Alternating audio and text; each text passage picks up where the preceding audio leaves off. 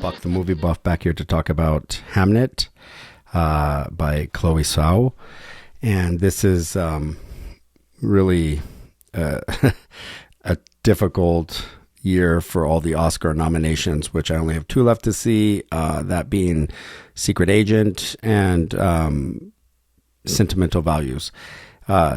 Again, going in secretly hoping maybe for my ultimate conviction being one battle after another or Bugonia, but I was so touched by this movie, and I knew it was the story of William Shakespeare and his wife Agnes, their life early in the relationship leading up to their son's death when he was 11, as Shakespeare's off in London, acting and being a playwright and getting established and becoming more well known.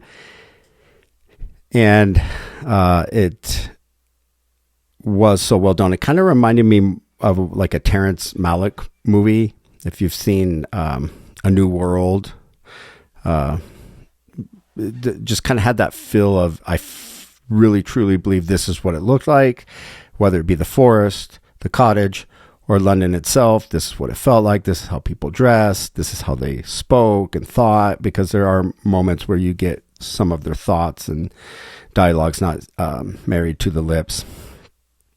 But I didn't know how much I was really going to love it. I kind of thought I would enjoy it maybe from a critical eye and an appreciation for cinema and cinematography and acting, but the story was just so eloquently told and beautiful. It says a fictional story because there's so much that isn't necessarily known about William Shakespeare and Agnes in the 1580s, 1590s, which I think his son would have died in 1595. Or something like that, 1596, being born in 1585. The historic facts say yes, most likely by the plague at the time, and he did have a sister, Judith. The way the story's told, and the 8 Oscar nominations it has garnered is well deserved. I found myself crying. It really moved me that much. The idea as a father, as a husband, thinking of what a mother might go through, or myself as a father to lose a child, and the way that's shown is so artistic, theatrically, like, spoiler alert, there's not some afterlife, when Hamnet passes, although there's almost a curtain, a darker screened curtain that's a veil. It's somewhat see-through, and he's wandering, asking for his mother. There's some shots leading up to that while he agrees to take Judith's place instead of letting death knocking at the door take her, but rather instead him. And he looks up over his shoulder, and looking down, you see death's point of view of him on the floor, and then he says, hide, turn your back to it and breathe with me. And it's very poignant. And the child's an amazing actor, in this. I think we're going to see a bit more from him, actually, But that being said, from there, the movie really picks up with the... what would it be? The death of him and Shakespeare coming home to find that, thinking it might have been Judith, but it was really his son Hamnet who he lost. And while apparently working on a comedy, he decides instead to do a tragedy, right? Because of having lost Hamnet, who's played by Jacoby Juppe. What an amazing performance. Some of the other young actors too, the actual Hamlet on stage played by Noah Juppe. So I think they're like related brothers, was incredible too. Because you see as he decides post his child's death to write a tragedy instead and produce that at the Globe. Paul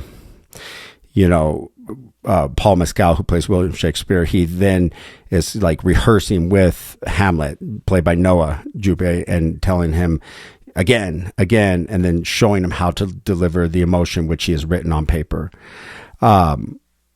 His wife, as a form of maybe catharsis or just knowing more of what her husband does and understanding it, goes to Hamlet's performance, and while being maybe put off at first, decides to approach the stage, perhaps to maybe get them to stop saying the name, because she's upset, by just even hearing it, and then actually is captivated by the play because she sees Hamlet on stage played by Noah instead of Jacoby, her deceased son, and then is just in that moment feels like she's looking at him and how he's acting, and is drawn into the play. And this is where it gets so poignant, and I started tearing up and beginning to cry. It's almost inevitable. There's different ways someone might go through loss, but this shows you that Shakespeare used his art and his writing and his theatrical performances to process how he felt, and even maybe communicate to his wife how he felt, and honor his child's legacy in life, because she had actually been critical of him not being present when the child died, and frowning on that, and even accused him of having no understanding of what she had gone through and what it was. Yes, the costume design, out of this world. Again, set design. I actually had to look up, is this actually the cottage Shakespeare grew up in, or, the actual theater? And it wasn't. These were, like 15th century, sets that they used to recreate, where Shakespeare would have lived and had his theatrical productions. But they were actually historic in nature and that old, because you could tell this wasn't something built over the course of any amount of time, be it weeks, months, or a year in Hollywood. And it was an actual cottage of something built European style 500 years ago. Everything about this film I loved. I can see why it's garnered 8 Oscar nominations. Whether it will win, I don't know. Often the Academy can go for a movie about the theatrical arts and performance arts, since it's what they do. It wouldn't surprise me. It actually makes me a little more confused about my predictions to come before the Oscars come out. And we'll just have to see. I still have a couple more that are Oscar contenders. And stay tuned. Look at the channel to see. I'll probably maybe come back and do a second part on this, just because it's that good, the movie, and I want to know more about it.